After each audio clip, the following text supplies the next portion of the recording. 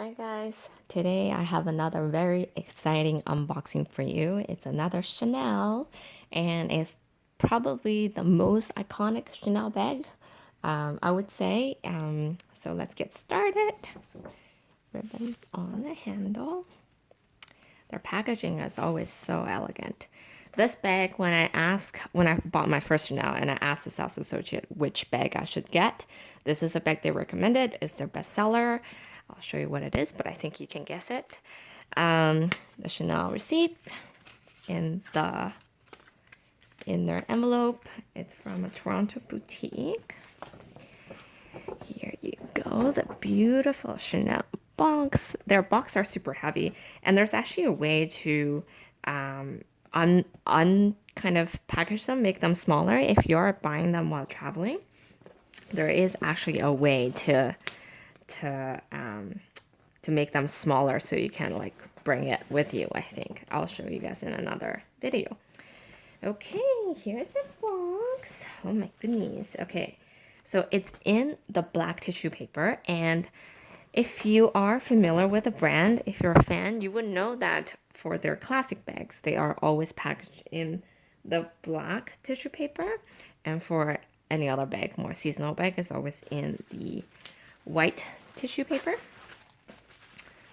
So you know it's a classic bag. And also this dust bag is also another thing that they do for classic bags. So the classic white with the quilting on it. At least this is the current one.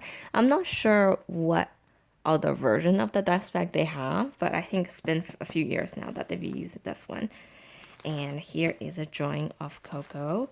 And another way to tell if the item is genuine or not, I know a lot of counterfeit for this painting. The hair of Miss Coco, it's always all dark. There's not enough detail. It doesn't show different face of blackness to the hair. But anyways, that's just a little thing to look for if you are buying a pre-loved item, not from the boutique directly, a reseller. Okay, so here is the bag. Also, other things in the bag. You have, sorry, I'll just leave this aside for a second. You have a special book. Again, I think this book is also only for classic bags. It comes with like a stamp from the store of showing you, I won't show you the card, but basically a stamp of showing you where you made the purchase and when and your serial code. Okay. Another thing is do not show your serial code to people. It may allow counterfeiter people to counterfeit your bag, so make sure to not do that if you're ever posting pictures or videos. And this book is pretty cool. It tells you how things are made and all the different pictures of, I guess, the manufacturer, where they're making the bag, and just a bit of history in many different languages. Very neat. You can read it. And then there is the care booklet plus the glove that you use to buff your bag. And even the cushion underneath, all this is made, it's with black tissue paper. So, and voila, here is the bag. Some people don't like to do the sticker thing, and I get it, you know, you kind of like ruin the tissue paper. All the tissue paper, like the white tissue paper, they have the word Chanel on them. The black tissue paper doesn't seem to have anything special, so I guess it's just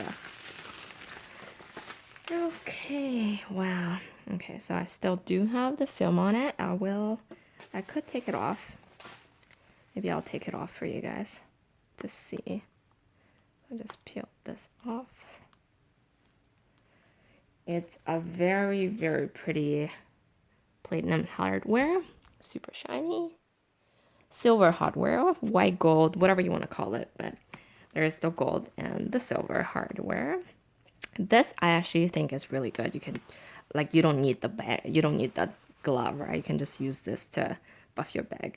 But make sure if you do have a lighter color bag, hopefully it comes with a white felt instead of black, because there could be color transfer, I'm not sure. So, and here it is. I'll open it up for you to see, but so this is how they are stored at the boutique. So they have the chains inside the bag on the side. Normally, I don't don't know if this could stretch your leather if you do keep it like that at home. For the caviar leather, it's very hard. I don't feel like it will damage a lot, but I feel if it's lambskin bag, you could be making a dent or stretch it. There's a lot of history about how this bag is designed, but some tissue paper inside. This one in particular bag is made in Italy, and I think this paper here actually goes in the flap here, maybe. So it is in a beautiful caviar leather, as you can see. For your everyday, I mean, if you are, you know, going to be use it on a regular basis, I would say caviar is definitely the way to go. Because they are a lot more carefree and scratch resistant. You can see, but it's just equally shiny and luxurious looking, I think.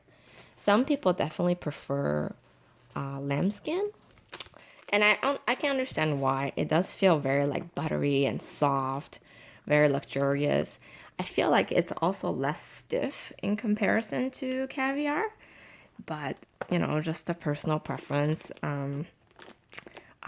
So far, I don't actually own anything in lambskin, but I think I will in the future. So, it's absolutely beautiful bag. Here's some shot of the side. These bags are handmade, so they would vary from like bag to bag a little bit, I would say.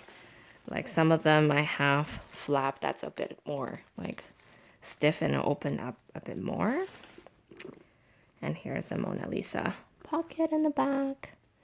This used to be used to like store change for people, like tips, sorry, not change, tips for people. So it's actually interesting history. And really the double flap, I'm not sure, some people don't like it, right?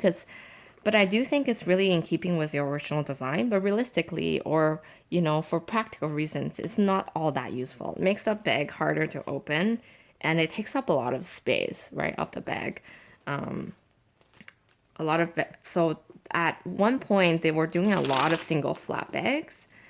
Not so much anymore, but I think, you know, to be more practical, the single flap is definitely a lot more practical.